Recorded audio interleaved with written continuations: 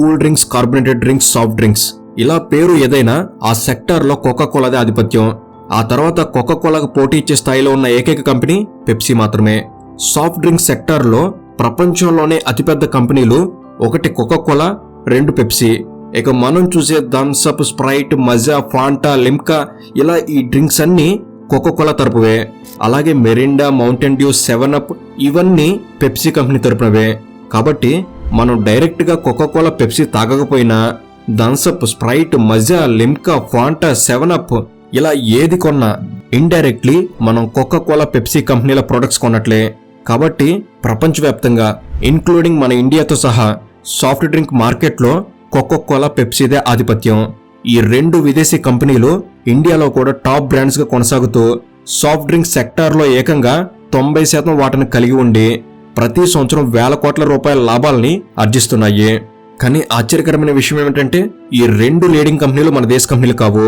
ఎక్కడో ఇతర దేశాల్లో మొదలైన ఈ కంపెనీలు నేడు ఇండియన్ మార్కెట్ ని ఏలుతుంటే వీటి ముందు మన ఇండియన్ కంపెనీలు మాత్రం నిలబడలేకపోతున్నాయి. అందుకే ఈ కోకాకోలా, పెప్సీ లాంటి బ్రాండ్లకు పోటీగా ఇప్పుడు రిలయన్స్ రంగంలోకి దిగింది.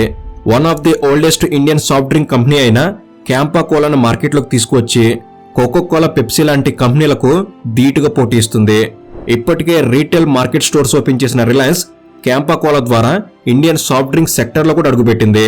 అయితే ఈ క్యాంపా కోలా అనేది రిలయన్స్ ఇంట్రడ్యూస్ చేసిన ప్రోడక్ట్ కాదు. క్యాంపా కోలాకు ఇండియాలో దాదాపు 48 సంవత్సరాల చరిత్ర ఉంది. కాబట్టి ఇంత సుదీర్ఘ చరిత్ర ఉన్న ఈ క్యాంపా కోలా గురించి కొన్ని ముఖ్యమైన ఆసక్తికరమైన విషయాల్ని ఈ వీడియోలో ఇప్పుడు చూద్దాం. అసలు ఈ క్యాంపా కోలా ఎలా మొదలైంది, ఒకప్పుడు టాప్ సెల్లింగ్ డ్రింక్ గా ఉన్న ఈ క్యాంపా కోలా ఆ తర్వాత ఎందుకు కనుమరుగైంది, మళ్ళీ ఇప్పుడు క్యాంపా కోలా మార్కెట్లోకి ఎందుకు రీలాంచ్ అయింది, హేమీ సాఫ్ట్ డ్రింక్ కంపెనీలకు సైతం క్యాంపా కోలా ఎలా పోటీస్తుంది, ఇలాంటి చాలా విషయాల్ని ఈ వీడియోలో ఇప్పుడు చూద్దాం. ఈ వీడియోలో ఇన్ఫర్మేషన్ బాగుంటుంది, ఎండ్ వరకు మిస్ కాకండి. అండ్ మీకు ఒక ప్రశ్న, మీకు నచ్చిన సాఫ్ట్ డ్రింక్ ఏమిటి తప్పకుండా కామెంట్ చేయండి. అండ్ ఇలాంటి మరిన్ని ఇన్ఫర్మేటివ్ వీడియోస్ ని మీ కొరకు తెచ్చేందుకు మీ సపోర్ట్ గా ఈ వీడియోకి జస్ట్ లైక్ చేయండి చాలు. సో లేట్ చేయకుండా let's get into the video.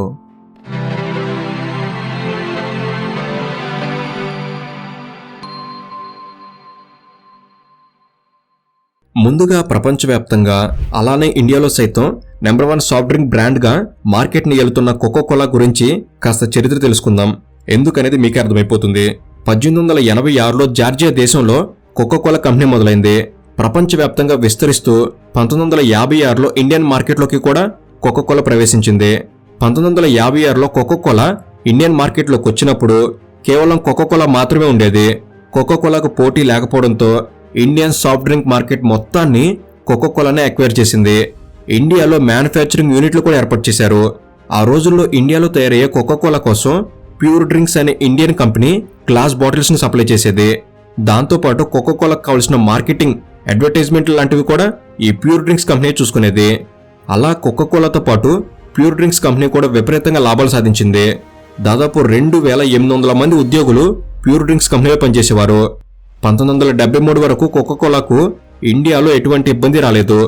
కానీ 1973లో సెంట్రల్ గవర్నమెంట్ తీసుకొచ్చిన ఒక యాక్ట్ కోకాకోలాను ఇండియా నుంచి వెళ్లిపోయేలా చేసింది. 1973లో ఫారెన్ ఎక్స్చేంజ్ యాక్ట్ ని సెంట్రల్ గవర్నమెంట్ తీసుకొచ్చింది.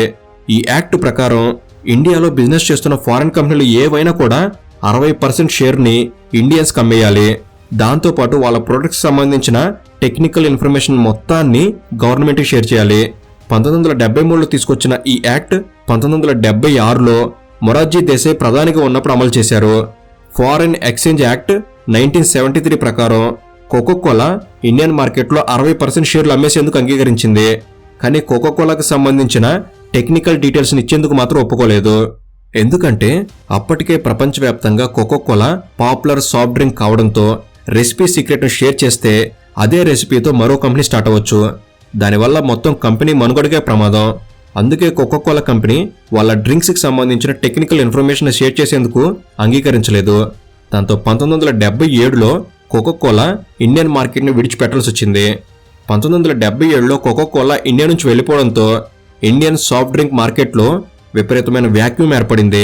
అదే సమయంలో కోకాకోలాకు బాటిల్స్ సప్లై చేయడం, మార్కెటింగ్, అడ్వర్టైజింగ్ లాంటి వ్యవహారాలు చూసుకునే ప్యూర్ డ్రింక్స్ కంపెనీ కూడా మూతపడే స్థాయికి వచ్చింది.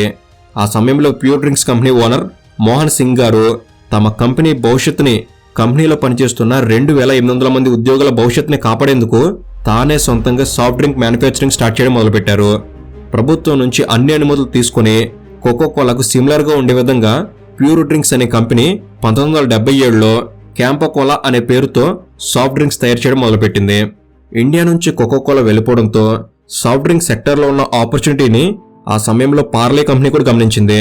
దాంతో 1977లో పార్లే థమ్సప్ అనే సాఫ్ట్ డ్రింక్ ని మార్కెట్లోకి రిలీజ్ చేసింది. కానీ ప్యూర్ డ్రింక్స్ కంపెనీ కోకోకోలా ఉన్నప్పుడు కోకోకోలాకు మార్కెటింగ్, అడ్వర్టైజ్మెంట్ లాంటి వ్యవహారాలు చూసుకున్న అనుభవం ఉండడంతో ఇండియాలో కోకోకోలా క్రియేట్ చేసుకున్న మార్కెట్ మొత్తాన్ని క్యాంపకోలా ఆక్రమించుకోవడానికి ఎంతో సమయం పట్టలేదు. అలా మార్కెట్లోకి వచ్చిన కొన్ని నెలల్లోనే క్యాంపకోలా సాఫ్ట్ డ్రింక్స్ సెక్టార్లో థమ్సప్ లాంటి కంపెనీలను వెనకనెట్టి ఇండియాలోనే టాప్ సెల్లింగ్ కూల్ డ్రింక్ గా మారింది. ది గ్రేట్ ఇండియన్ టేస్ట్ అనే ట్యాగ్లైన్తో కోకోకోలాకు ప్రత్యామ్నాయంగా క్యాంపకోలా అని భావించే విధంగా మార్కెటింగ్ అండ్ అడ్వర్టైజ్మెంట్ టెక్నిక్స్ ని ప్యూర్ డ్రింక్స్ కంపెనీ అమలు చేసింది. ఆ రోజుల్లోనే టీవీ యాడ్లలో, బిల్ బోర్డుల మీద క్యాంపకోలా అడ్వర్టైజ్ చేసింది. ఏకంగా 1980లోనైతే ఏకంగా సల్మాన్ ఖాన్ ని బ్రాండ్ అంబాసిడర్ నియమించుకుంది. అంటే క్యాంపకోలా అడ్వర్టైజింగ్ స్ట్రాటజీ ఎలా ఉండేదో అర్థం చేసుకోవచ్చు. ఇలా క్యాంపకోలా సూపర్ హిట్ కావడంతో CAMPA orange, CAMPA lime and lemon ఇలా మరో 2 ఫ్లేవర్లను మార్కెట్లోకి లాంచ్ చేశారు. 1980లో మొత్తం ఇండియా వైడ్గా 50కి పైగా ఫ్యాక్టరీలను క్యాంపకోలా మొదలుపెట్టింది. అలా 1977 నుంచి 1991 వరకు దాదాపు 15 సంవత్సరాల పాటు క్యాంపకోలా ఇండియన్ సాఫ్ట్ డ్రింక్ మార్కెట్లో ఒక వెలుగు వెలిగింది. కానీ 1991లో ఇండియాలో ఫైనాన్షియల్ క్రైసిస్ వచ్చింది. ఆర్థిక సంక్షోభంతో విదేశీ మారక నిల్వలు పూర్తిగా పతనమయ్యాయి. ఆ సమయంలో ప్రధానమంత్రిగా ఉన్న పివి నరసింహారావు గారు ఒక ఆలోచన చేశారు. ఇండియాలో ఆర్థిక సంక్షోభాన్ని తట్టుకోవాలి అంటే విదేశీ పెట్టుబడులను ప్రోత్సహించాలి అని లిబరేషన్ పాలసీని తీసుకొచ్చారు. పివి నరసింహారావు గారి ఆర్థిక సంస్కరణలో భాగంగా 1973 ఫారిన్ ఎక్స్చేంజ్ యాక్ట్ని రద్దు చేసి విదేశీ పెట్టుబడులను ఆహ్వానించారు. తద్వారా దేశంలో విదేశీ పెట్టుబడుల ద్వారా విదేశీ మారక నిల్వలు పెరగడంతో పాటు ఉద్యోగ అవకాశాలు కూడా మెరుగుపడతాయని పివి నరసింహారావు గారు భావించి ఆర్థిక సంస్కరణలు అమలు చేశారు. ఈ సంస్కరణలో 1977లో ఇండియా నుంచి వెళ్లిపోయిన కోకోకోలా కంపెనీకి ఒక వరంలాగా మారాయి. దాంతో 1991లో కోకోకోలా తిరిగి ఇండియన్ మార్కెట్లోకి వచ్చేందుకు ఉపయోగపడ్డాయి. దాంతో కోకోకోలా తిరిగి 1991లో ఇండియన్ మార్కెట్కి వచ్చింది. ఇంటర్నేషనల్ బ్రాండ్ కావడం, అదే కాక ఒకప్పుడు ఇండియన్ మార్కెట్ లీడర్గా ఉండడంతో కోకోకోలా ఇండియాలో రీలాంచ్ అయిన కొన్ని రోజుల్లోనే క్యాంపకోలాను బీట్ చేసింది. అంతేకాదు క్యాంపకోలాకు పోటీగా ఉన్న పార్లే కంపెనీకి చెందిన థమ్సప్, లిమ్కా లాంటి సాఫ్ట్ డ్రింక్లను కూడా కోకోకోలా కొనేసింది. అదే సమయంలో 1977లో లిబరేషన్ పాలసీ వల్ల పెప్సీ అనే మరో ఇంటర్నేషనల్ బ్రాండ్ కూడా ఇండియన్ మార్కెట్లోకి ప్రవేశించింది. పెప్సీ కూడా భారీ మార్కెటింగ్ స్ట్రాటజీలను ఉపయోగించి ఇండియాలో సేల్స్ను విపరీతంగా పెంచుకుంది. కోకోకోలా, పెప్సీ ఈ 2 ఇంటర్నేషనల్ కంపెనీలు ఫిల్మ్ స్టార్లతో అడ్వర్టైజింగ్ చేయించుకోవడంతో పాటు క్యాంపకోలా కన్నా తక్కువ ధరకు తమ డ్రింక్స్ని అందించేవి. దాంతో అలా పెప్సీ, కోకోకోలా లాంటి ఇంటర్నేషనల్ కంపెనీల ముందు క్యాంపకోలా నిలబడలేకపోయింది. 1991 నుంచి 2001 వరకు దాదాపు 10 సంవత్సరాలకు పైగా క్యాంపకోలా నష్టాలను భరిస్తూనే ఇండియన్ మార్కెట్లో కొనసాగింది. ఇక రాను రాను క్యాంపకోలా సేల్స్ పడిపోవడంతో 2001లో క్యాంపకోలా కంపెనీని పూర్తిగా క్లోజ్ చేశారు. అలా ఒకప్పుడు ఒక వెలుగు వెలిగిన క్యాంపకోలా మార్కెట్ నుంచి కనుమరుగైంది. అయితే ఇక ఇప్పుడు ముఖేష్ అంబానీ గారి హవా మొదలయ్యాక రిలయన్స్ సంస్థ రీటైల్ రంగంలో కూడా పెట్టుబడులు పెట్టింది. ఇప్పటికే రిలయన్స్ స్మార్ట్ పేరుతో దేశవ్యాప్తంగా రిటైల్ అవుట్లెట్స్ ప్రారంభించారు. రిటైల్ అవుట్లెట్లలో తమ సొంత బ్రాండ్లు ప్రమోట్ చేయడం మొదలైంది. దానిలో భాగంగా సాఫ్ట్ డ్రింక్ సెక్టార్లో తమ సొంత బ్రాండ్ని ఏర్పాటు చేసేందుకు రిలయన్స్ ఇండస్ట్రీస్ 2022లో ఢిల్లీకి చెందిన ప్యూర్ డ్రింక్స్ గ్రూప్ని 22 కోట్ల రూపాయలు కొనుగోలు చేసింది. దాంతో క్యాంపకోలా పేటెంట్స్ రైట్స్ కూడా రిలయన్స్కి దక్కాయి. ఇప్పటికే క్యాంపకోలా మ్యానుఫ్యాక్చరింగ్ని మొదలుపెట్టిన రిలయన్స్ క్యాంపకోలాను మార్కెట్లోకి రిలీజ్ చేసింది. కోకోకోలా, పెప్సీ బ్రాండ్ల సాఫ్ట్ డ్రింక్లను బీట్ చేసేందుకు రిలయన్స్ ఎప్పట్లాగానే ప్రైజ్ వార్ను మొదలుపెట్టింది. ప్రైజ్ వార్ అంటే మార్కెట్లో పోటీ పడే కంపెనీల కన్నా తక్కువ ధరకు ప్రొడక్ట్స్ అందించడం. రిలయన్స్ జియోను లాంచ్ చేసినప్పుడు ఇదే స్ట్రాటజీని ఫాలో అయింది. వేరే కంపెనీల కన్నా తక్కువ ధరకు సర్వీస్ ఆఫర్ చేసి ఇప్పుడు టెలికాం రంగంలో టాప్ ప్లేస్ను సాధించింది. సరిగ్గా ఇదే స్ట్రాటజీస్తో క్యాంపకోలాను కూడా మార్కెట్లోకి తీసుకొచ్చారు. రిలయన్స్ రిటైల్ స్టోర్స్లో అందుబాటులో ఉన్న క్యాంపకోలా ధర కోకోకోలా, పెప్సీ బ్రాండ్ కూల్ డ్రింక్స్తో పోలిస్తే దాదాపు 50 నుంచి 40% తక్కువగా ఉన్నాయి. కాబట్టి ఇప్పటికే క్యాంపకోలా సేల్స్ ప్రారంభించిన రిలయన్స్ కోకోకోలా, పెప్సీ లాంటి ఇంటర్నేషనల్ కంపెనీలకు పోటీ ఇచ్చేందుకు సిద్ధమైంది.